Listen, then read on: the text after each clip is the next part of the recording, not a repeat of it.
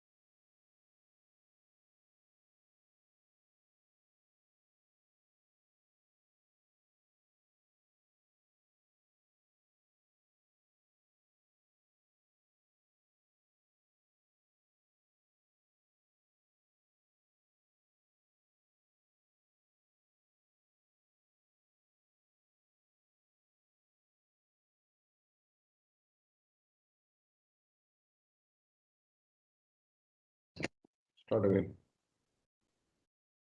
Good morning, everyone. I'm pleased to welcome everyone to today's outreach event on iDEX Twin Challenges. Thank you for being here, for participating, and for lending your expertise on the important topic.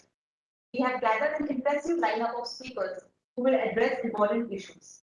To open this event, I would request Ms. Sonandani, Project Officer SASTRA, to give introduction, background, and the opening note. Over to you, ma'am. Thank you, Ms. Gautami. Greetings to one and all. On behalf of Rashtriya Raksha University and Security and Scientific Technical Research Association, I, Sunandini, extend my warm welcome to all the esteemed dignitaries. Commodore Arun Pratap Gulaya, Vishish Seva Medal, Technology Development Acceleration Cell, under the aegis of Naval Innovation Indigenization Organization, Shri Vishal Sharma, Program Executive iDEX DO, Department of Defense Production, Ministry of Defense, Shri Abhishek Singh, Program Executive iDEX DO, Department of Defense Production, Ministry of Defense, and Colonel Nidhish Bhatnagar, Director of Security and Scientific Technical Research Association, Rashtriya Raksha University. On 18th and 19th July 2022, Swavlamban, the maiden seminar of Naval Innovation and Indigenization Organization, was held at New Delhi. Shri Narendra Modi, Hon'ble Prime Minister of India, graced the occasion as the chief guest. He unveiled 75 sprint challenges aimed at giving boost to usage of indigenous technology for Indian innovations. The two-day seminar saw enthusiastic participation of defense personnel, senior government officials, academia, industry, startups, policymakers, think tanks, and school students. Subsequent to the successful launch of sprint challenges at the NIIO Seminar, Rashtriya Raksha University with iDEX and NIIO, and in collaboration with FICCI, has organized this virtual outreach event to bring light to the present opportunities under both DISC, Defense India Startup Challenge, and prime categories of iDEX for the startups, MSMEs, and innovators. Under these challenges, iDEX is offering grants up to rupees 1.5 crore for DISC challenges and up to 10 crore for prime challenges. This event shall discuss the 75 challenges in detail, address your queries, and offer a platform to network, collaborate, get financial support, mentorship, and space to grow your ideas into a unicorn for the defense sector. I wish everyone all good luck and thank you for the participants to join. With this, I hand over to Ms. Sangle to proceed with the event. Thank you, ma'am. I would now like to invite Mr. Vishal Sharma and Mr. Abhishek Singh. Mr. Vishal Sharma is presently working as a program executive in iDEX. He has done his master's in remote sensing and GIS from IIRS, Dehradun. He has also worked as a research scholar in IIRS, ISRO, and National Institute of Hydrology. He currently holds 18 publications in various international journals and conferences. His domain expertise is remote sensing and GIS, hydrology, web development, data processing, ML, etc. Also, we have with us Mr. Abhishek Sharma, who is presently working as a program executive in iDEX. He is an engineer by profession and experienced in managing the startups. He looked after the Navy cases in the Defense Innovation Organization, that is DO. He has helped various iDEX startups in their journey from development to the procurement. Over to you, Mr. Vishal Sharma. Thank you very much for the inaugural. I just wanted to have a presentation regarding in which we will be discussing about the iDEX. We will be focusing upon what type of opportunities that we offer currently and the process the startups are going ahead once they are selected as a winner with these ongoing processes. Please share.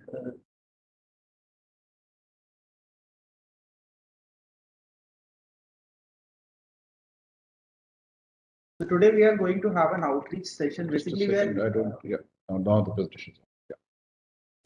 So basically, we are gathered all the startups over here, and we are very delighted to present in front of you the opportunities that iDEX along with the NIIO is offering to all these startups and the budding innovators throughout the country, so that they can come along and bring the innovation and the indigenous solutions to the existing problems that we are already placed as a challenges under the iDEX DISC 7 Sprint and the iDEX Prime, in which we offer the grant support up to 1.5 and the 10 crore, depending upon the challenges, complexity, and all those things.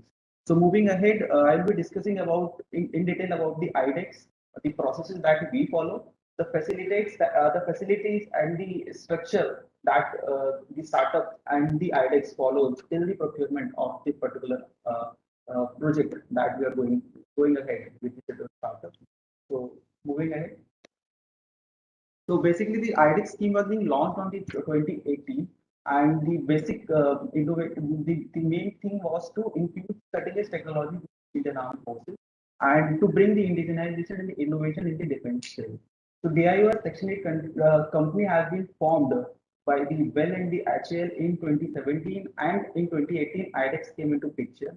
Currently, we have around 100 startups engaged in different various projects which are ongoing from the last 3 to 4 years. We have received more than 3,000 applications in all the challenges that we have already pledged in forms of various schemes that we run throughout a year.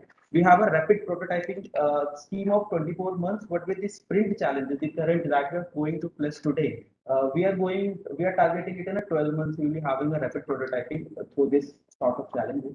We have already procurement orders from the various projects that has already been covered upon, and nearly 50 technological projects currently and technologies we are working upon in the past. So the structure that iDEX is having is that we have a chairman DIO who is the Secretary Defense Production, who remains the chairman of the DIO. Then we'll have, it will come up to the administrative structure of our team. We have a CEO who is the Additional Secretary Defense Production. Additional CEO is the Joint Secretary of the Defense Production. Then we have two Chief Operating Officer within the office, and we have a team of program directors, experienced program directors, and a young professionals who are the program executives. So the framework that we have is we basically move ahead with the services DPSUs, and also with some ministries like Ministry of Home Affairs. So they come up their challenges to the iDEX. So as soon as they provide the challenge statement, what are the facilities, what are the challenges they are facing in their ongoing structures are being given to the iDEX.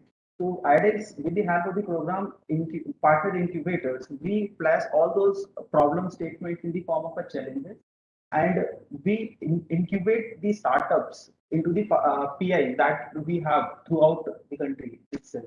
So this is a structure which basically we are having. We have the services who are the nodal agencies providing challenges. We are the facilitator along in which iDEX along with the partner incubator are the facilitator, provide all the facilities to the selected startups, and the startups are the ones who are being facilitated. So we have Defense India Startup Challenge, this series of challenges. We have open challenges, iDEX for Fauji for the defense personnel, and recently by this year we have started with the iDEX Prime for the mega project. So the iDEX support which we provide is we have two schemes in which we provide 1.5 CR of Spark grant for the DISC challenges, and for the iDEX Prime we provide support up to 10 CR. But that remains with the condition of a matching contribution that the 50% should be matched by the startup. But still, we will talk about this in detail in the upcoming slides. We have a very dynamic and enthusiastic and experienced team at DIO who tackle all your issues in a very innovative, in a very fast and the innovative way. We provide the access of all the laboratories and the, whichever facilities that is being required throughout the development of the project is being taken care by the iDEX. If that has been taken care of. We provide the testing and the integration facilities. As soon as the product comes up for the procurement and the completion stage, we provide the testing facilities for them. For supporting them with the experienced academic partners and their facility, and also facilitates them to incubate at various partner incubators throughout the country as per the choice of the startup. We have experts mentors which is being provided by the with the help of the partner incubators throughout, and we also conduct the outreach and the showcase opportunities in which we come up along with our startups who are working along with us, and also the new startups who wanted to get engaged in the various upcoming.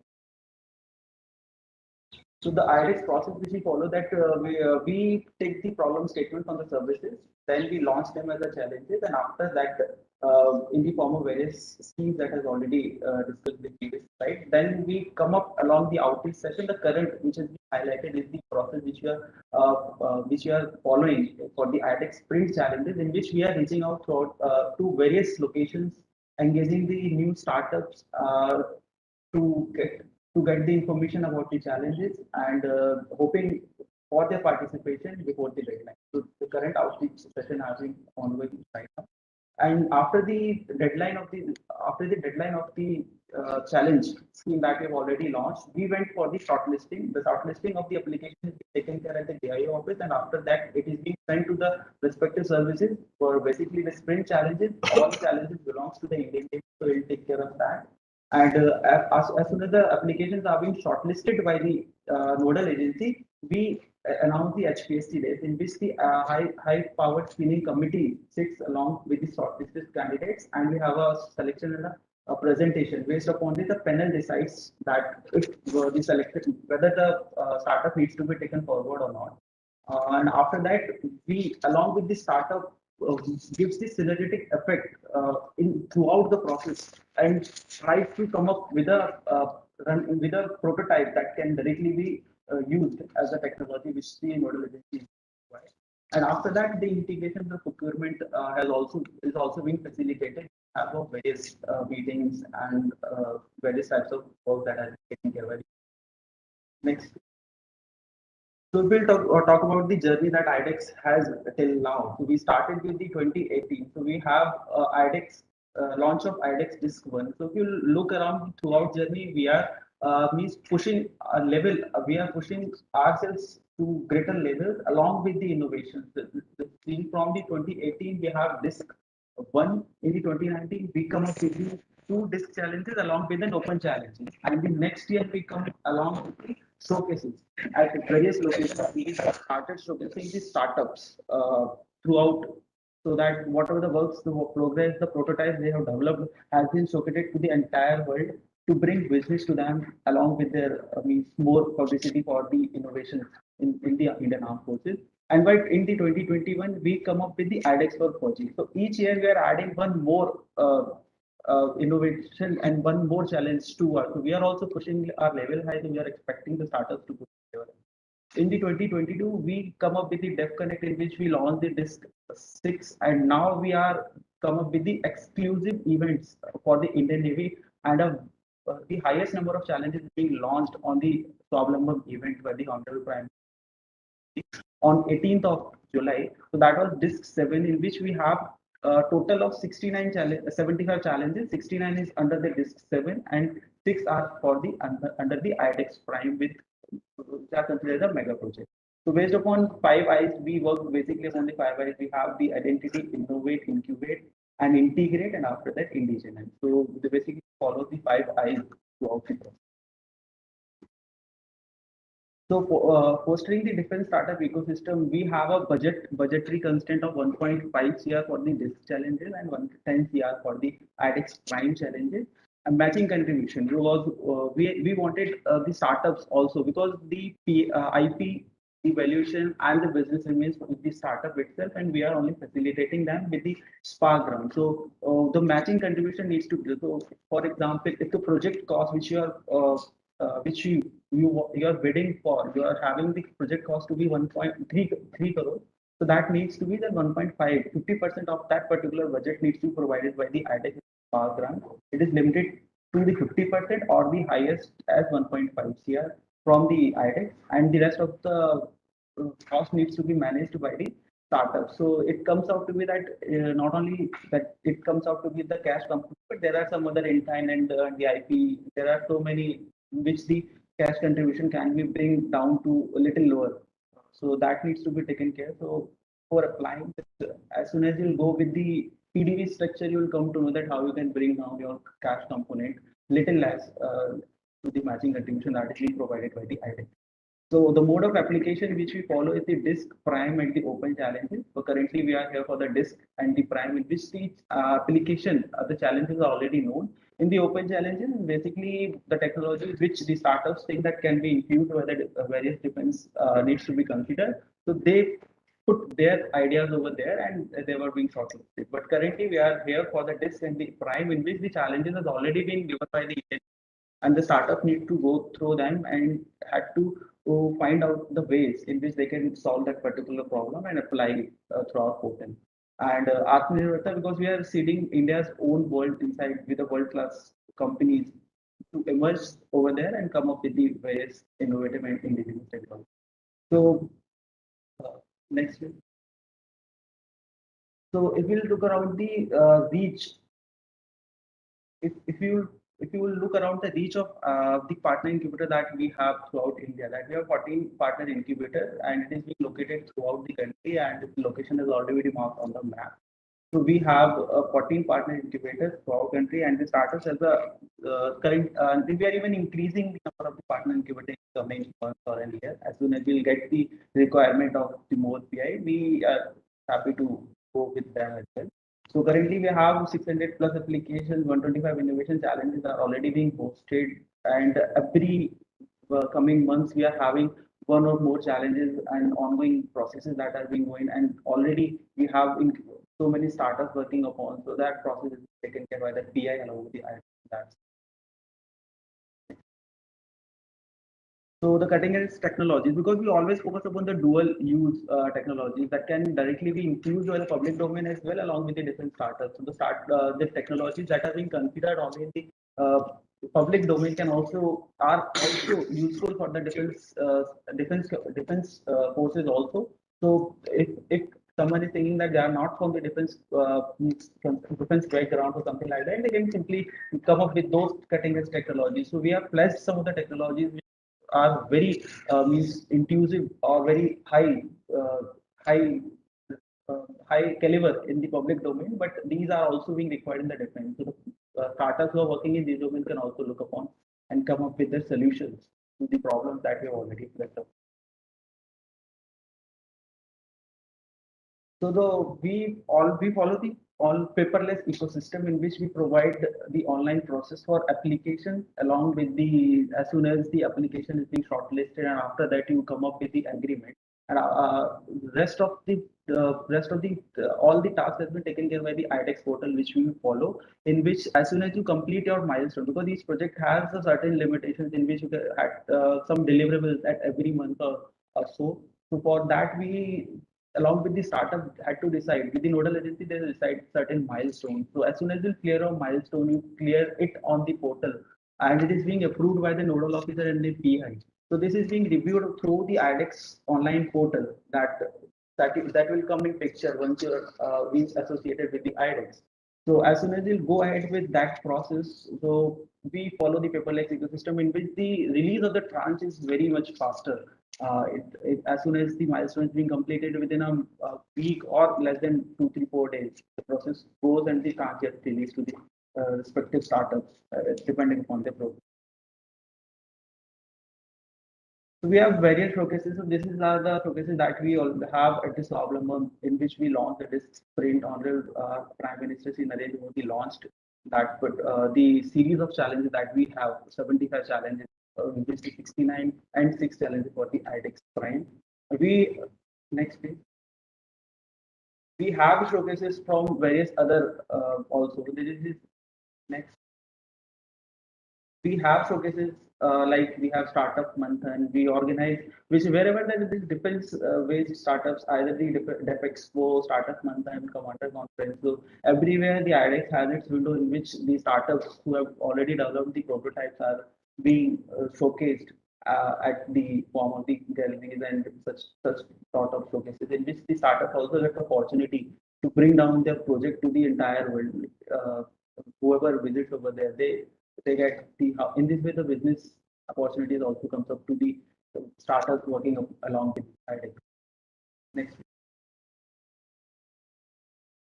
So by this year we have already won the Prime Minister's award for the public administration. By this year has been conferred by the iDEX for their continuous contribution to the innovation in the defense portfolio. So this is something that we are here for. So we have the sprint challenges, which directly aiming to boost the use of indigenous technologies in the Indian Navy. So we come along with the highest number of challenges that has been ever launched by the iDEX, and all the challenges are exclusively belong to the Indian Navy.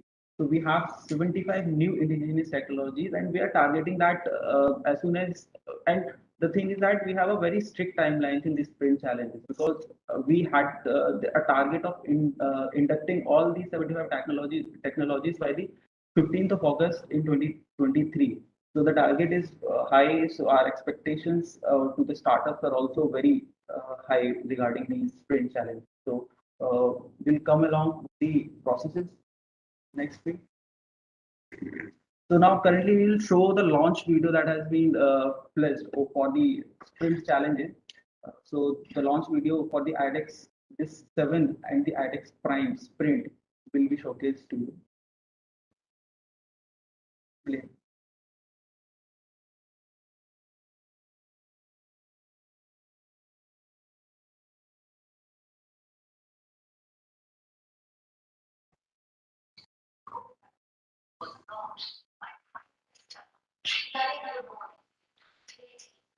Innovations for defense. Chief of Department of Defense Raksha Ministry of Defense, a game changer ecosystem with the objective of fostering innovation and cooperating technology.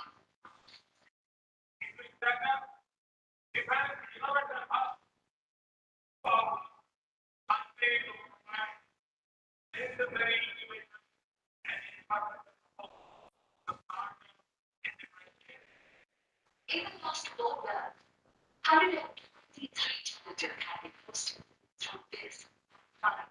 More than 500 ideas have been shortlisted, and more than rupees 250 crore worth of projects have been allocated. The global portfolio item worth over rupees 400 crore has been cleared. To further accelerate the induction of indigenous technologies and on the event of Azadi Ka Amrit Mahotsav, iDEX has collaborated with Naval Innovation and Indigenization Organization, NIIO, to launch 75 challenges. NIIO has been set up by Indian Navy with the vision to create 3-dimensional technology in India. This was the name to safeguard our Shri Narendra Modi is launching just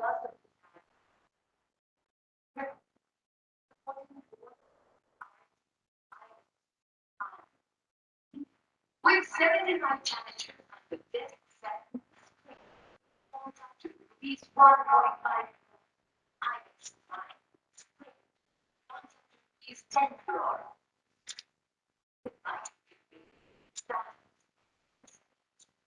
These challenges are quite range of advanced technology domain, including artificial intelligence, secure communications, big data, unmanned autonomous systems, advanced imaging, smart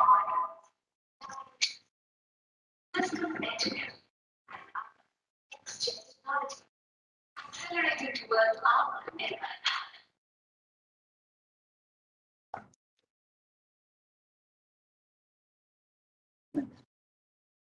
So now let's see how we can go ahead with how you can apply for these challenges that has been posted on our website.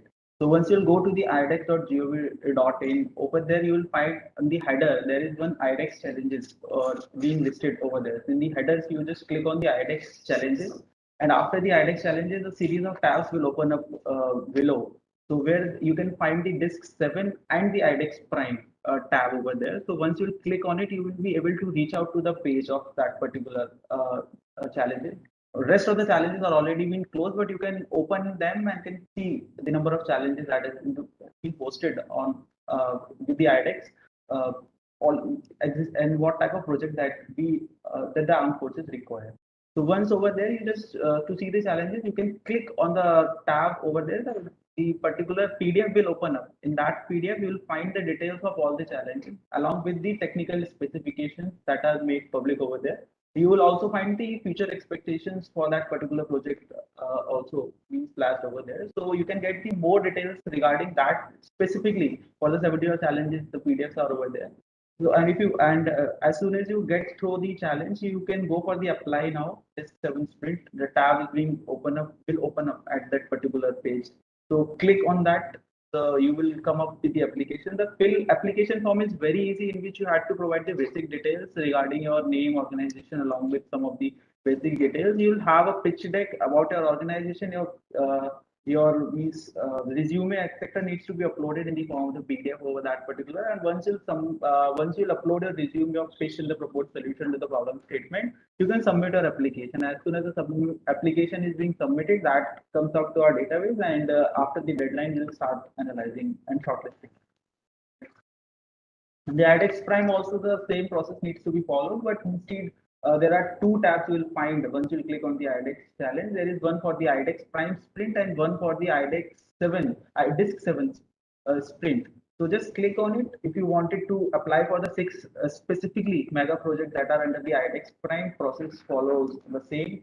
Just open the tab of the iDEX Prime and go through the steps that we talked about the last time. And for the DISC 7, you just open the DISC 7. Next.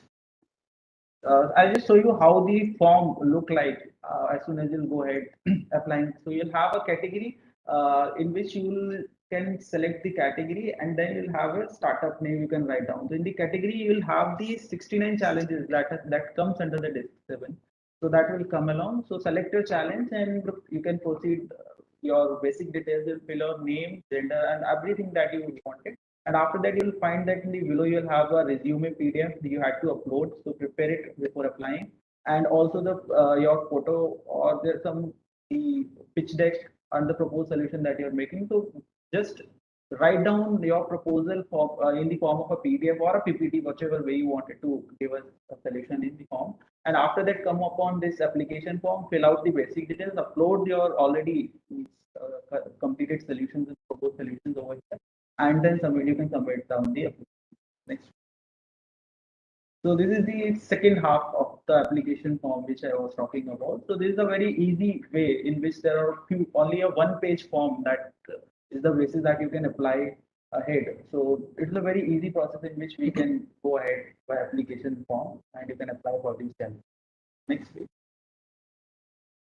So the same is for the iDEX Prime, but here you'll come along with the 6 challenges. The category will have only the challenges that comes under the iDEX Prime. The form looks like exactly the same which is shown to the iDEX DISC 7.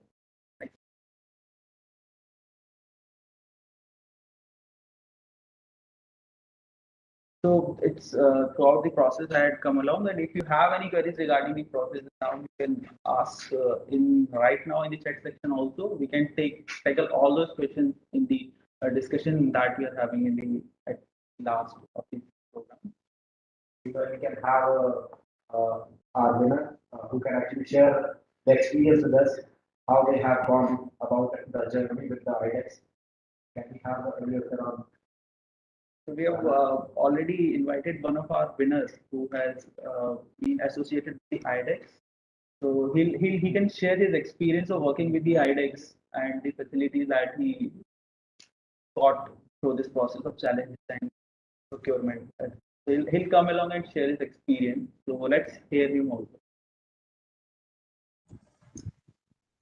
Hello, Anil Saji. Over to you, sir. Yeah, a very good morning to all the dignitaries over there, the participants. I hope my voice is clear. Yes, sir, it is very clear. Fantastic. Well, actually, I represent Team FCs. We were the winners of the iDEX DISC 1 challenge in the area of unmanned surface vessels. And through that, we had developed a battery-powered self-propelled lifebuoy.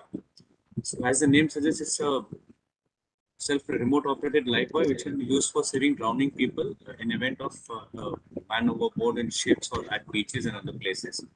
So we onboarded the iDEX platform from the very initial onset, and it has been a wonderful journey for us in both the way that it gives us a focus, and it is giving us a correct heading in which direction we have to move, because all innovators always have the point that we innovate something to make something, but at the end of the day, our success lies only when we are able to commercialize it, the end user accepts it, and we start getting orders and generate revenues. And this becomes very difficult in case if it's a defense related product, because it's quite difficult to come and meet the end user or try to get his feedback on regular basis, or mentoring from his on a regular basis. And with iDEX, we were able to have access to that platform. the end user who will be using our product or our mentors. So like during the complete co-development of the product, we are regularly guided by them as to what we are making is correct as per their requirement. Thereafter, when we had the user acceptance trial and the user trial readiness review, during those times also, whatever fine tweaking, whatever the inputs were required were handed over to us. And that is really gave us, if I have to say in a naval language, a post correction to our heading, basically, for the whole project as such. And that was really wonderful. And by the grace of God and with the support from the iDEX, from the nodal officers and the whole naval fraternity, because it is like the whole mindset, not just of the iDEX, but even the naval fraternity were quite in a positive mindset to accept new products from the startups. As even they know that we are budding in, there may be some initial hiccups, but yes, they were all very positive and giving us the chance to portray our product and gave us the opportunity of buying our products. And that is a very big enthusiasm which was generated because of that. And today also we very proudly say that we are with one of the first iDEX winners who have been able to secure a naval order, and that itself is a matter of pride for us. So I really request all the innovators who are a part of this forum, who will be hearing to this lecture later on, that onboarding on this event of iDEX Sprint would be wonderful. And as I understand that iDEX Sprint is a fast forward motion, and all the processes will be done quite fast, and that will give us innovators a very good time that in a very short span of time, I understand the products will be completed and will be inducted in the Indian Navy. That is a wonderful for us. It is a very good platform for all the innovators, especially more so for the defense tech industries, because it's quite difficult usually all over the world. Getting a product quickly accepted by the defense is quite difficult, but this defense itself is giving us the chance to do that. Is a wonderful opportunity for all of us. Thank you very much, iDEX, and thank you very much the complete naval fraternity on that. Thank you, sir, for sharing your experience. So you can move ahead with. My pleasure. Thank you. Thank you, sir. Now I would like to introduce Commodore Arun Pratap Gulaya. Commodore Arun Pratap Gulaya is an alumnus of National Defence Academy, Pune, and is a serving naval officer. He has served on various command and staff appointments, and also has had 8 years of long tenure at National Security Council Secretariat. A recipient of Admiral A.K. Chatterjee Research Fellowship, Commodore is currently in charge of Technology Development Acceleration Cell, that is TDAC, of the Indian Navy, and is spearheading naval innovation. We shall be speaking on opportunities presented by Indian Navy in the face of the growing advancements in technology. We are eager to hear from you, sir. Thank you very much. Good morning, ladies and gentlemen. It's an absolute pleasure being here, and it's an absolute pleasure having all of you join us. At the outset, on behalf of the NIIO and the DIO, since it's a joint project, so I think I can thank the people on behalf of both of us. I would like to thank the Rashtriya Raksha University and SASTRA, which is the incubation center at RRU. I still remember at the very launch of NIIO, the first MOU which we'd signed was with the Rashtriya Raksha University, and we've been working very closely with them. And also we must acknowledge and thank the Gujarat chapter of FICCI, which has also co-partnered in organizing this outreach to the industry.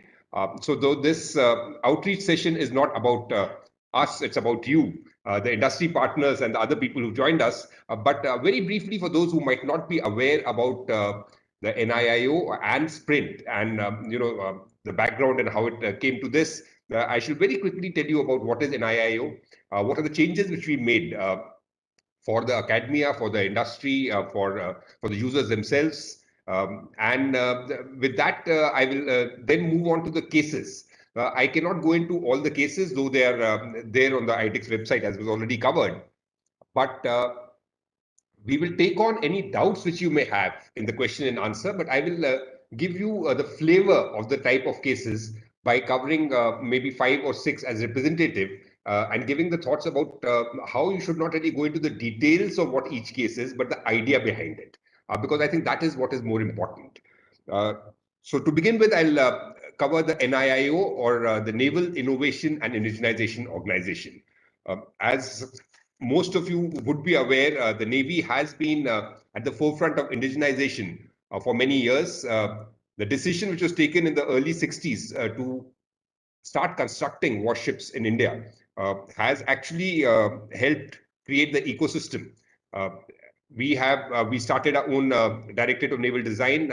We have designed and constructed more than 100 ships of different types, starting from yardcraft right up to the indigenous aircraft carrier, which would be commissioned shortly. So the focus was on indigenization, but the new thing which was added was innovation with the launch of NIIO, which happened on the 13th of August 2020. It was launched by the Hon'ble Raksha Mantri. And on that day, we set up when the DAP was bought out, it allowed the service headquarters to have the innovation and indigenization organization that was envisaged as a part of the defense acquisition procedures. So we were in line with that. We started the Naval Innovation and Indigenization Organization, and in the last 2 years or so that we've been in existence, we made some changes in our effort to give a trust to indigenization. So as was mentioned, I head the Technology Development Acceleration Cell. So it's not the Technology Development Cell, it's the Technology Development Acceleration Cell. The word acceleration is important, and it's there in most of the structures which are there as a part of the NIIO. The NIIO actually is a 3-tiered mechanism. At the apex level, you have the Naval Technology Acceleration Council, which meets every 6 months. It's got ex officio as well as nominated members. It's got people from the academia, industry reps, people of tech eminence. Of course, it has the naval officers, including officers regardless of rank, who have shown out of the box thinking, ability for out of the box thinking. It meets every 6 months, and it brings together the twin aspects of innovation and indigenization. Under that, you have the NIIO working group, which meets every 2 months. It is co-chaired by the Assistant Chief of Naval Staff, Staff Requirements, and Assistant Chief of Material Modernization. This meets every 2 months or more often if required. And under that, you have the implementing agencies, which is the Directorate of Indigenization. As I mentioned earlier, we've had for many years now a very, very dynamic and a very, very effective Directorate of Indigenization. And the new structure which has been set up is the Technology Development Acceleration Cell, which, in addition to channeling the in-house innovations of the Navy, also has the mandate to reach out to the academia and the industry. So that is called TDAC. And as was mentioned, that is the organization which I belong to. As far as, so I'll take them one by one, what we have done for the industry, the academia, and the users. For the academia, to begin with, the very fact that we're sitting in a university shows that, of course, we do have, world over, most of the innovation takes place in university, in the universities. And it is very important that, the academia participates in the innovation, and at the same time, it is equally important that it does not remain an academic or a theoretical construct. So it is important that the universities come together with the industry right from the beginning, and when the two of them collaborate and there's a user participation, that's when we will realize the full potential or unleash the full potential of what is possible. For the universities, we've signed MOUs with a number of universities. In fact, during Swavlamban, we signed a 21st one. Some of them are specifically aimed at jointly working on or collaborating on innovation. I can name amongst the IITs, IIT Mumbai, IIT Delhi, there are quite a few. The Rashtriya Raksha University, of course, where we are, the National Forensic Sciences Universities. So we have, it has led to good results. We've filed joint patents with some of the institutes. Speaking about patents, you'd be happy to know that more than 38 IPR applications have been filed by naval personnel since the launch of the NIIO. But the second thing which we have for the universities is something known as INSTEP, which is Indian Naval Students Technical Engagement Program.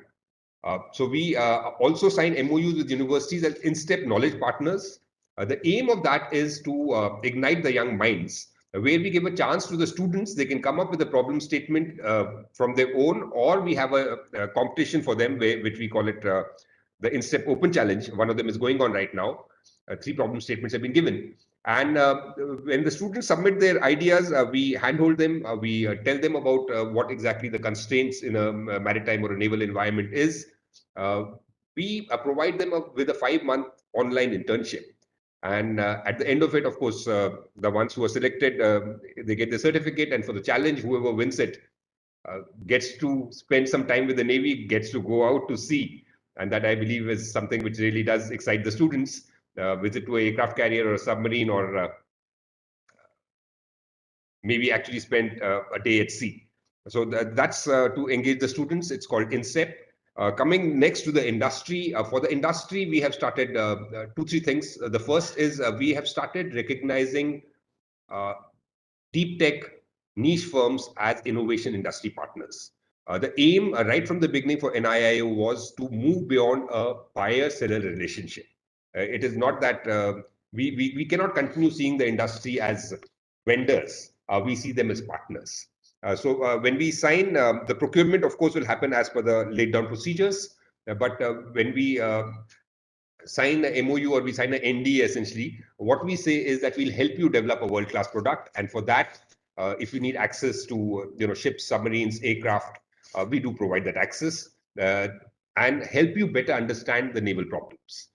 That is one. Second is something which we've started called Industry Yatra, where we reach out, we visit various hubs, industrial hubs and clusters, and interact with the MSMEs there, because MSMEs especially do have a problem in reaching out to the defense. They mostly do not even know whom to contact in the defense headquarters. So we have started this Industry Yatra, and I could see some of the familiar names from the last time when we'd come to Ahmedabad, where again it was organized by FICCI. Mr. Rohan, thank you very much, and I can see you again here organizing this, and I see quite a few people who are familiar from our last visit here. So we reach out like that, state by state, place by place, industry cluster by industry cluster, essentially to tell them how to reach us. The third thing which we've started is for the industry is something which we are doing, which is a monthly interaction, which we have as per a long-term calendar. So we have one particular, like in 1 month, the theme might be weapon systems. The next month, the theme might be power generation systems. So we've promulgated a long-term calendar. And as per this, on the last Friday of every month, we interact with the industry online again, where we give out our views on what we need in that, and then the industry is then allowed to ask questions. We have identified a single point of contact because you may not know whom to reach out to. So there's one officer whose job it is then to put you in touch with the concerned directorate. So as far as the industry is concerned, especially the MSMEs, we do understand that there's an issue in the sense that they do not know whom to contact and how to contact them. So we've made an effort towards that. I can say here, and I'm sure I have your permission for that, sir. So this has been organized by SASTRA and RRU. So as far as all the industry which is here, which is, I understand, primarily Gujarat-based, you could please take the Rashtriya Raksha University and SASTRA as your point of contact. They know all of us. They work very closely with all of us. So if you want to reach out, or if you want to showcase your product, or if you want to organize a virtual meeting, please reach out to SASTRA, and they will then facilitate it with us, and we will take your ideas forward, or as the case may be. For the users now, which is the third of this thing, for the users, I will not go into the details because, as I said, this event is not about us, this event is about you. But one thing which has shown very good results is something which we've, TDAC or even the NIIO, it's a very, very small organization. So as the work expanded, we have an extended form of TDAC, it's called Vistar, where naval officers, regardless of rank, who have demonstrated out-of-the-box thinking, have been permitted to directly communicate with the naval headquarters. So it's a very, very flat structure with no hierarchy. And we all then, brainstorm things and come up with solutions. So that's something which has given us good results. But let me come to Sprint. Let me come to Sprint because that is what we are all here for. So Sprint is a backronym more than an acronym, because as I said, our focus has always been on acceleration, and we thought that the word sprint aptly describes the pace at which we want, given the pace of change of technology, we wanted to accelerate so that we don't keep playing catch up. So we thought of the word sprint, and a sprint stands for supporting pole vaulting in R&D through iDEX, who are here, the NIIO and the TDAC. The word pole vaulting came, of course, from Dr. Mashilkar's book, where he says the time for, he says that instead of leapfrogging, pole vaulting might be a better metaphor for what we want to achieve, where the size of the pole is the only thing which determines the height which you want to go to. So we got the word of pole vaulting from there, and we do want to pole vault, and we want to do it in an accelerated time frame. And that's why, as was mentioned, a sprint has some very, very ambitious timelines. I will now move on to the challenges per se, but I would just like to say here, the organization, TDAC and NIIO, when it was set up with a willingness to fail. Because we do realize that any innovation will have an element of risk. So we shall be attempting, 75 problems are here. There have been suo motu proposals, which was mentioned under the open challenge. We'll be examining that also. So if you have a proposal which is not one of the challenges we've given, please put it up as an open, under the open challenge category of iDEX. We'll examine all of them. We'll try maybe 100, maybe 150 things. And we are fairly confident that with the industry support, we will induct at least 75 indigenous technologies or products as a part of Azadi Ka Amrit Mahotsav before the 15th August next year. The others may take longer. There is nothing called failure in innovation. Even if you don't succeed, there'll always be spin-offs. So, for example, if you see the blue-green lasers, which is one of the problem statement which is there, if you get 500 meters, it is good for detecting submarines. If you do not get 500 meters, you get only 50 meters. It is still good for getting the depths and bathymetry. So there would be no failures. It is just that everything is a stepping stone to the next technology. Now, I will come to the challenges. But my message to all of you, primarily from the industry who are attending this outreach, would be that I would suggest that you try and focus. And I mean, if you yourself can't figure out what is it that is the aim behind it, you could reach out to us and we'll tell you what we wanted out of it. I'll give an example here. So there's a problem statement about having a thermal imaging, a firefighting drone, a cage drone. That is essentially a thermal imaging camera, and now you have some pretty small ones which are even the on the mobile phone itself or mobile phone shape. So you want a small drone which goes inside a compartment. Now in a compartment, especially where the engine rooms and all, where there's lots of machinery and there's a high risk of fire, you have major firefighting systems. Now if a compartment has got fire, what will happen is that the compartment would be full of smoke.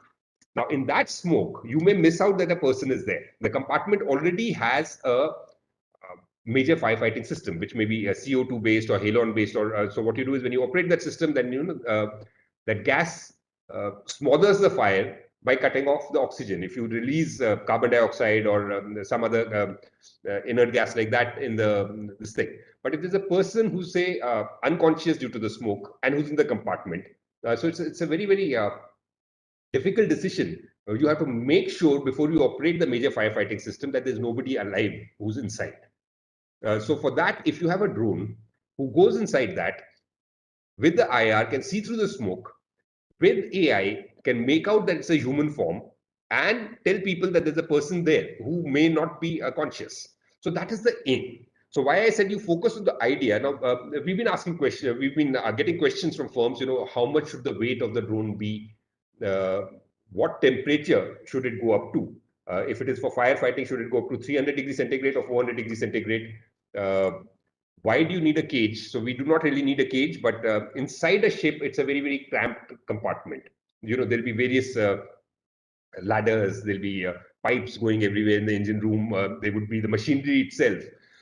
And you will not have, obviously, GPS or anything of that kind inside. So position fixing itself would be a big thing. Not only that, communication may be a problem because the ship is metallic. So each of the compartments, when you close the door, obviously when there's fire inside, you would want to close the door because you don't want the smoke to spread into the adjoining compartment. So you want to create a smoke boundary, right? So if you're doing that, once you've closed the compartment, it becomes like a Faraday cage. So communication from the compartment outside to inside would become difficult. So why I'm giving you this is because they're very, very specific things. So if you say that, I have a drone and it works, it may work in a building. It may not work that easily on a ship.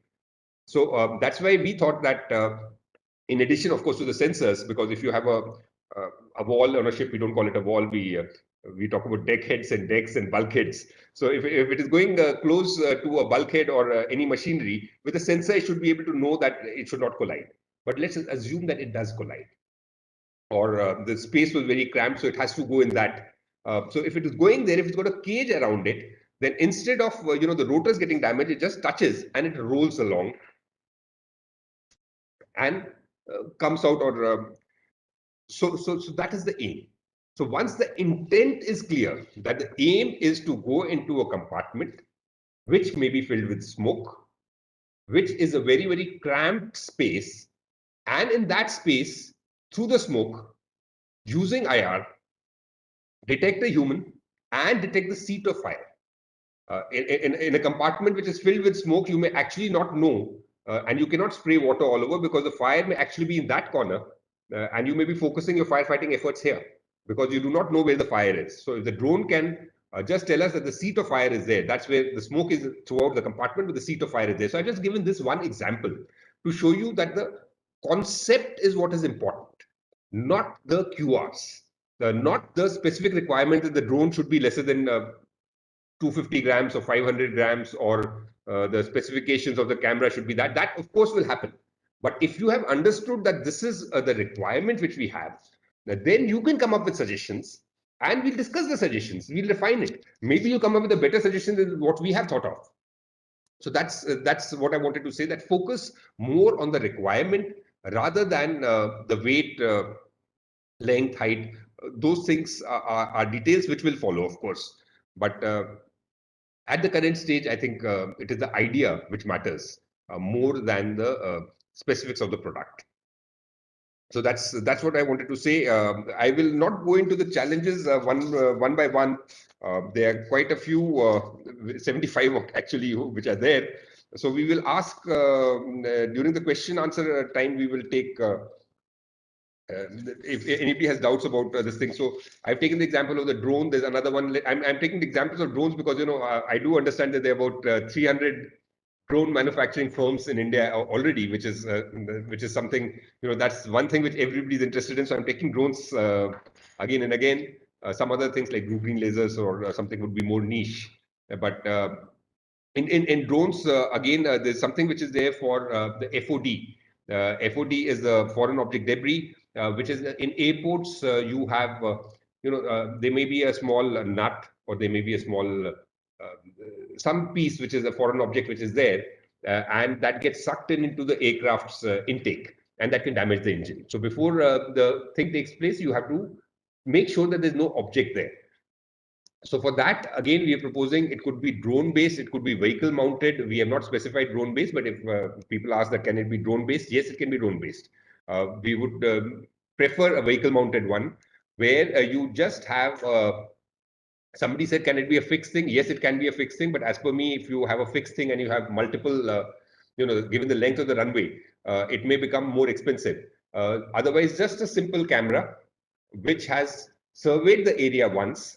So it knows the image which is there, and it compares with the new image and finds out what are the changes. So the new thing which has come in, which could be the foreign object, it detects that and it gives an alarm. Now this could be put, say, on a Jeep which is just driving through, and it need not even be a very high resolution or a very high-end camera. I think this is something which can be done even using a normal camera, as long as the software behind it, which is the strength of a system like this, is correctly made. So this is the second problem which I'm giving. Let's move from the drones up in the air to the drones underwater.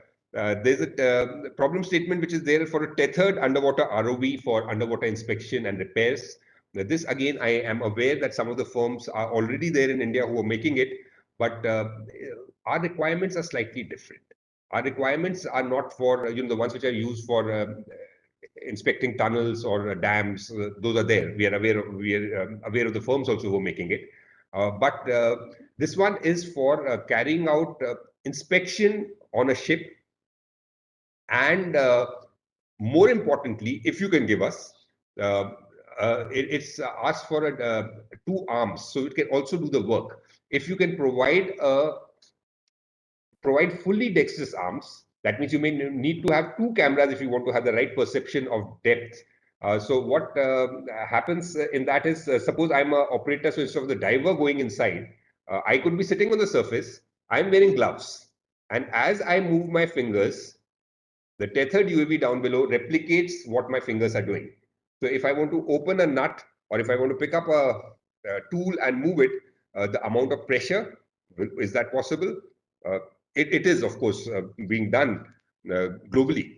But we, as I said, are very, very open to what the industry can provide as of now. As of now, if you can give me arms, but not fully dexterous arms, we'll examine it. If you can give me that it will replicate the movement, but it may not be able to replicate the pressure exactly, we'll examine that also. Because anything which gives even incrementally improvement over what we presently have is something which we would be very, very keen on. Navy is not only a technology intensive force, we are also technology hungry force. So whatever you give us would be welcome. I'll finish with this, but I'll just give 2 differences which Sprint, other than the timelines, 2 differences which Sprint has with the iDEX disk procedures, which were explained. They're not any differences. This is something which I think the industry would be very happy with. There are 2 things which we are very clear, and we've discussed this also with the DIO. One is we will give you upfront the MOQ. MOQ is the minimum order quantity that upfront we'll tell you that it's not that once you've developed a product, then you're worried about, will you get the orders? So upfront, when we're selecting the winner, we will also tell the winner that once you've developed it, we intend placing an order for at least, and it's not the maximum, but at least these many numbers, because that also gives you that much more confidence. The second thing which we are working on is the MVP. That essentially means that if you cannot meet my requirements 100%, you can meet them, say, obviously, if you can't, if it is by 20%, then it would be difficult for us to induct it. But let's assume that you cannot meet the requirements 100%, you meet them 95% or 92%, you're somewhere there. In that case, also a decision has been taken that we will induct limited quantities of that unit. We will not induct the full MOQ which was there if it is not this thing, but we limited quantities would be inducted, and we will work with you thereafter to refine it, to take it to what we envisaged. So once that happens, thereafter, the rest of the orders would follow. But even if it falls slightly short of what was envisaged, but it is somewhat there, we would like to take it, use it, give you a feedback, work with you to improve it, and once that happens, to induct it. So that's the whole aim of Sprint. We look forward to working closely with the industry, with FICCI, with the academia, with SASTRA, RRU, and of course, with the DIO, who are our partners for this, and it's a joint project. Sprint is a joint project. The DIS7 Sprint is a joint project between NIIO and DIO. The video which was there, I'm sure some of you might have seen it on the Naval this thing, where the Chief of Naval Staff said, together we can. So that's what I think. It's a collaborative project. It's somewhere we need all of you to help us. Please do reach out. This outreach is for us to reach out to you. But if you have any issues, if you have any questions, you reach out to us. And I'll just end by saying that together we can. Thank you. Thank you for your insightful views, sir. Now we will be starting with the question and answer session and taking questions from our fellow participants. Participants are requested to type their queries in the chat box with the name of the panelist to whom the question has been addressed.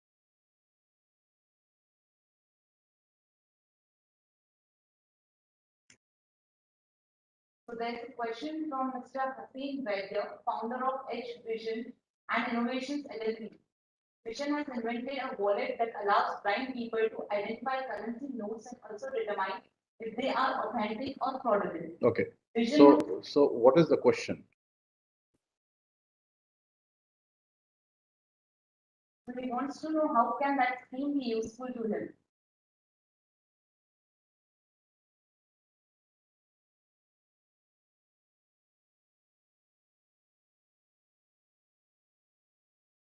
So if would you like to take that on or? Sure. So basically, if something is linked to the defense organization, so then we can actually fund it. Otherwise, but there are multiple schemes across the different organizations that supports your particularly question. So you can go to the respective ministry for that question. So regardingly, we have open challenges, but before applying for the open challenges, just think around that for which services of which particular DPSU that technology can be useful. Because once you receive the applications in the open challenge itself, we categorize in different categories and then or even circulate all those challenges to the respective nodal agencies that are either the services, Indian Army, Indian Navy, and the Indian Air Force, along with the different PSU. So it depends upon these services nodal agency that whether to take that particular technology forward or not. So that's where it is very thing that whatever the thing that if you think that this can be useful for the defense personnel, then you just intend to apply in the open challenge. So regarding this technology, you have various technologies that has been provided by these various schemes through the central agencies. You can try that as also. And if you think that this can be converted as a technology that will be useful for the defense, do apply it through the open challenge. But with your intention that where you think that it can fit in the defense. Okay, that's great. Next question, please.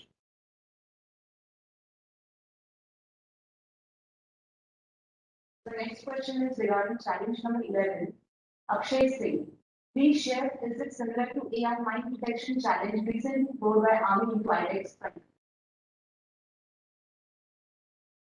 No, which one are you saying is it similar to AI mine detection? Now, AI mine detection, which has been thrown by the army, are you talking about the FOD which we're talking about? It would be significantly different in the sense that mine detection is on a different principle altogether. Here we are talking about something which is an object which has come, which might have fallen off maybe from some other vehicle which is just airport vehicle which is driven past, or it might have come some other thing. It could be, as I said, something as big as a nut. It could be 3 mm, 5 mm. So it is that. It is not the same as mine detection. In mine detection also, the mine detection in the naval context becomes very different from mine detection in the land context. The underwater mines, the detection would be different. So I'm not really sure which question you're asking about, but if it was about the FOD, then it is very different. And as I said, for FOD, we are not looking at drones. Drones flying next to an airfield itself has its own attendant challenges. Of course, you can always do it just before the thing starts. But if you have another solution, which is I said the ideal solution which we would want is a camera which just compares with the last stored image and makes out the changes, where possibly you can have the size which can be set by the user. It could just be a, you can just drag and increase or decrease the size on the bar. So that is what we are looking at. But we've given you the problem. Now, if you have a solution which is better, we would be happy to discuss it and maybe learn from you. So it is, as I said, it's very, very flexible. We are giving you the problem as of now. We have a solution in mind. You could possibly have a better solution. We will examine that. I hope it answers your question. And if it doesn't, then you can, if you have more specific this thing, then you can always ask now or later sometime. Right. Come down, please. Scroll down. Okay, scroll up.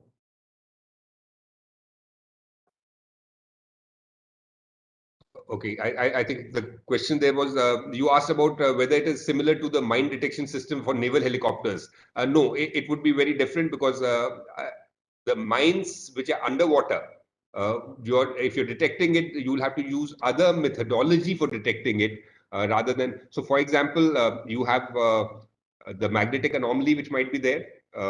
So you can use that.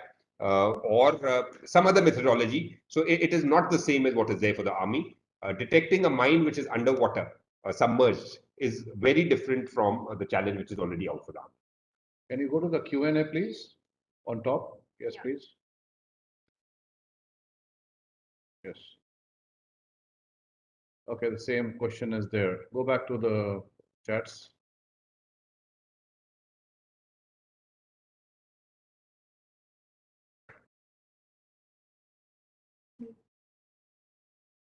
There's a question from Shri. He asks for any new technology to get developed. We have innovators on tech front, but we need more agile approach from the armed forces. So incubation is a better option, and otherwise, what government of India is investing? There could be institutional and human investors that could come in and spend on tech development. Fine, that's a statement. Any question? Fine. Such investors play a role where the MC cash components from the startup needs to be required, because we offer grant till the 50%, but the rest of the 50% needs to be means maintained by the startup, whoever been applying for that particular challenge. So there are some startups who require the support from the investors, from outside investors. They go for the bank for loans, and there are some angel investors as well who support them in getting that matching contribution. In that particular way, we also look for such investors wherever the startups needs and requirements. In that case, the thing that being suggested can be utilized in a better way. So I could read there, Mr. Nirav has written, we are not tech experts, we are financial consultants and can help build a complete ecosystem. Yes, it is a complete ecosystem which is required. And as was just mentioned, that, you know, the startups, there would be cases where the startups or the innovators or the individual innovators who may not even be a startup at the time of applying, has an idea but does not have the money for the matching contribution. In such cases, venture capitalists, incubation centers, and they do have a role to play. So, as you mentioned, it's a complete ecosystem. You can get in touch with the startups who may possibly need funding. So that is something which, of course, we would not get into. As per this thing, it is 50% is by the startup and 50% is by the government. But that startup, if it does not have 50%, is looking for venture capital or help from any of this thing, that is something which, of course, is most welcome. We have another question from Prakhar Saraswat. In Agenda 2, is complete automation is the initial priority, or getting the task done is the best efficient way? Follow-up question would say is, does complete indigenization of the workflow behind the tech stack itself? Would you like to take the role about IDDM percentage which is required? He's asking if it's complete indigenization or. It is actually a complete indigenization. There are some things that you can means some components that if you wanted to utilize from the foreign, you can, but there needs to be efficient in contract. That means the proposal that you are submitting. But the IP rights remains with the startup itself. So it is a complete indigenization. We always look for whatever the technologies that are being developed by the startup itself are being taken care by, and we look forward that as soon as the prototype development comes along, the IP needs to be filed by the startup in the coming years, and that totally belongs to the startup. So we are looking for, basically we are looking for the complete indigenization. So would you say that the category IDDM, Indian Design, Developed and Manufactured, is there as per the DAP is what is there? So I think his doubt, if I'm not wrong, again we could discuss this. He's saying that 100% of the thing might not be made in India. Yeah. So which we understand. So for example, chips, for example, I mean, if you get down to that basic level, 100% of the things may not be made in India, but the whole thing, the final thing, and it has to meet, by cost, this much percentage has to be indigenous. And the basic idea of the solution should have been developed, designed, and manufactured in India. Some components you may get from abroad as long as the stipulated conditions of IDDM are met and the iDEX norms are met. I think that should be okay. We do realize that 100% of the things may not be manufactured in India. 10%, 15%, 20%, 30%, whatever, if it comes from outside, or even if you're doing it in collaboration outside, but substantially the idea is being changed and modified. It's not that we are not looking at somebody getting something from outside and putting a stamp and giving. That is not what iDEX is all about. And that is not what Sprint is all about. But yes, collaborating with people outside, getting some components from outside in the whole drone, for example. If one component, the camera, has come from outside, that would be acceptable as long as the norms are met. That I think the norms are laid down and it's there in the DAP also, and it's there on the iDEX website also, which I think you could go through. So we also have our Honorable Vice Chancellor, Professor Hon'ble Patel, attending the event. He has mentioned something. Would you like to comment on that? So, proposal is that can we propose as a university for the IPR, that is, the trademark, patent, copyrights, design, to be set up in consultancy with the university. So, is that a possibility? Most certainly, sir. Yes, I think absolutely we Yes. would look forward to that. So that is where we come in as RRU and SASTRA, which we have been doing along with the Navy, and we will definitely take this on. Yeah, definitely. Even we try to conduct some sort of seminars and some sort of lecture series for the startups regarding to get them insights about the IPRs, rights, and all those things, so that they can apply. Such sort of seminars are also being taken care by the means. We try to host such lectures also. So in fact, and that's for Dr. Patel also. Good morning, sir. Can't see you, but just at the question, we had one joint IPR outreach which we had conducted with SASTRA. Yes. I think last year. Last year. And in fact, the other way around.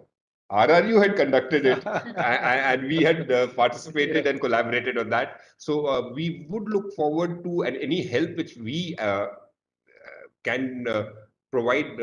We would absolutely look forward to that. And that's where actually the academia role comes in, and it becomes important to provide the larger intellectual backing to it. We'll do that. We have already been doing that, and we'll continue further. We have one more question from Mr. Akshay Singh. Is there any restrictions to sell the solutions outside the country, especially for the 75 challenges? Is there any timeline that till the prototype gets tested or accepted by the Indian Navy, you cannot sell it outside? So for selling outside, you have to go through the DDP. So DDP has certain norms to sell the items to the outside world. So that norms you have to follow, and you can actually go to the DDP website and you can get the information over there. Regarding the 75 challenges, the timeline is really very short. Getting the product ready is already a very big challenge, and getting it to be sell outside is, because we are trying to get it done by the 15th of August coming 2023, next year, 15th of August. So we are already having a very strict timeline. In that time frame, if you are able to complete the project and get it the prototyping stage, that will definitely, I think that Indian Navy will always look forward to induct it before the 75, means before the 15th August as well, they can induct it. So there will not be any issue. And even iDEX supports all the startups, not only to induct it in the Indian Armed Forces, but wherever the foreign delegates comes out to be, we always feature our startups to them and try to build their business outside also. So, but the thing that Abhishek is clear, that there are certain norms, the armed forces or the technologies related to the defense need to be exported. So there are certain norms that has been set down. So we'll just follow them, and you can have, because it's your product, it's your IPR, right? So it is open for the entire world, but there are the procedures that needs to be followed. If I can just make one statement here, again, instead of focusing on the specifics, if we look at the big picture, and I'll quote here Mr. Bajpai, the JS DIP in the MOD, who's also the additional CEO of iDEX. In the Swavlamban seminar, somebody had asked a very, very specific question, and he did not give a very specific answer, but he made a very interesting statement. He says there are two things: there's intent and there's policy. He says intent is now clear, the policy is flexible.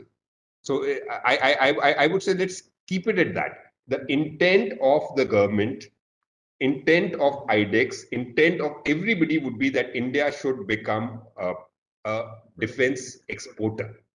That is the intent. iDEX would like to showcase all the iDEX winners, not only within India, but outside also. The Navy, the day 2 of the Swavlamban seminar, the theme was outreach to the IOR, where we invited firms whom we thought had export-ready products to showcase it to the Indian Ocean region countries as a part of the larger vision of Sagar, which is security and growth for all in the region, which is very, very, it's a very inclusive kind of an approach. So the intent is clear. Now, what was mentioned is that after the intent is clear also, the policies may be flexible, but policies are there. So the norms are there that when you're exporting a defense equipment, you have to take you have to follow a certain procedure, which was mentioned. But I don't think at this stage we should start getting bogged down with the basics of can we make it, how do we export it. The thing is, if you make it, we will induct it. We would be very happy if you can export it. There would be certain things and which country, and also those things can follow. Which countries can you export it to? Is all technology, is it sensitive? Is it? So those things will follow, and then laid down norms will follow the laid down norms. Right. I do hope that answers your question. Any more questions? So there was one question which came up initially, which was by one Mr. Dhaval, who has asked that can students apply if they are not a startup?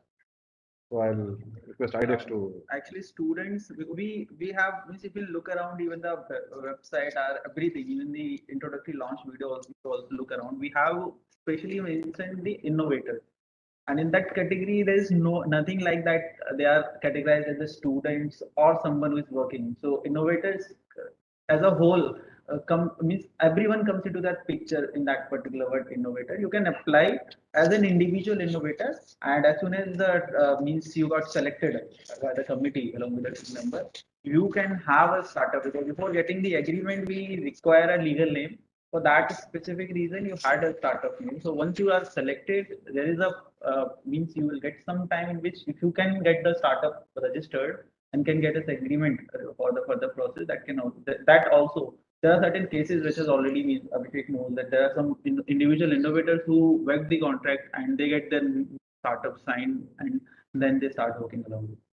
But for the sprint challenges, we have a very strict timeline. So if you are applying, you have a solution, start registering process on beforehand so that the time delays that comes around once you get selected will be sorted out. For this particular sprint challenges, we recommend that if you are looking for applying this, go for the startup registration as well in this mean which you have. And otherwise, for students, we always have the in-step, which is ongoing. As I said, there are 3 problem statements there, which is specifically for students. So you may like to examine that also. And I'm not sure which college you're from, but if your college or university is an in-step knowledge partner, then you'd already be aware of the details. Otherwise, share them. Great. I have a question from Dylan to all of the panelists. Is a product developed by startup which meet any of challenges directly also welcome to apply? Already developed. So you can actually go through our portal in which the category is open challenge. There you can apply, you can propose your own solution, product, whatever it is. If there is any kind of accreditation or something is required from the services, they can make a joint details problem definition statement, and you can have that co-development and co-creation with the service. You just apply it as in a document form. In that you can give all your specifications, whatever the things that you're looking for. Once you are selected and you start working with the nodal officer, you'll start getting the inputs. What are the actual requirements and what are the improvements that can be done in that phase. So in this way, I think that the product that will come along will directly benefit the services which you are looking at. So if you think that you have the capability, you are building such projects, just do apply for those challenges, and we will be happy to work along. Great. Any more questions? Thank you, Joshi. That's okay. Any more questions? Okay, so that's great. So someone is an individual contributor. So I think from Mr. Dhaval Kumar Prajapati, I think this question has already been answered. And then you are advised to go through various categories and all the nuances on the iDEX portal, right? Where they can get answers to such queries. Well, I think it's been an extremely interesting discussion, elaboration, and with a lot of questions. And we had over 100 startups, MSMEs, and innovators who had logged in online uh, for hearing the experts speak. Uh, Beautifully brought out by iDEX as to the details, the processes to go about it, and uh, taking them all the way through their portal, explaining as to how to register. So all those things are there. And then, of course, Commodore Arun Pratap Gulaya, who spoke about all that the Navy is doing. And believe me, Navy is way ahead as far as innovations, incubations, and indigenization is concerned. And as for students, InStep is a fantastic program. I have been following up personally on InStep for the last about a year plus, and it is really doing wonders, and especially the three challenges which are there. RRU and SASTRA, which is the Section 8 company of RRU, is there to assist you. We will subsequently put the email IDs and the contact details on the chat box. You can write in both to SASTRA as also to TDAC, and we'll be more than happy to answer your queries. As we close the deliberations today, it is my pleasure to uh, be on this outreach event by RRU-SASTRA for iDEX Sprint Challenges. And it has never been more timely to discuss the innovation and indigenization of Indian Navy for accelerating Atmanirbhar Bharat. And this collaboration of Indian Navy and iDEX DIO to launch 75 challenges for celebrating Azadi Ka Amrit Mahotsav is in itself a remarkable step and will lead us towards self-reliant India in defense with a focus on cutting-edge and futuristic technologies applied towards solving the problems of the Navy and the armed forces. I extend my gratitude to Commodore Arun Pratap Gulaya, Vishisht Seva Medal, to take this initiative forward of building an innovative and indigenized Navy. Shri Vishal Sharma and Shri Abhishek Singh from iDEX DIO for supporting young innovators and guiding them through the process by giving them the details down to the website and how it happens. A special thanks to FICCI and especially to Mr. Rohan from FICCI Gujarat for partnering with us in this outreach. Uh, a special thanks to my young team from Sastra and the School of Information Technology, including the student volunteers who are staying back during their vacations to assist us. And of course, the IT team and the support team of Rashtriya Raksha University, who have been instrumental in organizing this particular event. Appreciation to our participants who have joined us online virtually. And I hope that these budding innovators will develop into defense unicorns very soon. Last but not the least, would place on record our appreciation for Dr. Bimal Patel, our Honorable Vice Chancellor, for always supporting and providing platforms for young minds to be engaged in the work related to national security. Once again, my gratitude to one and all present. Jai Hind.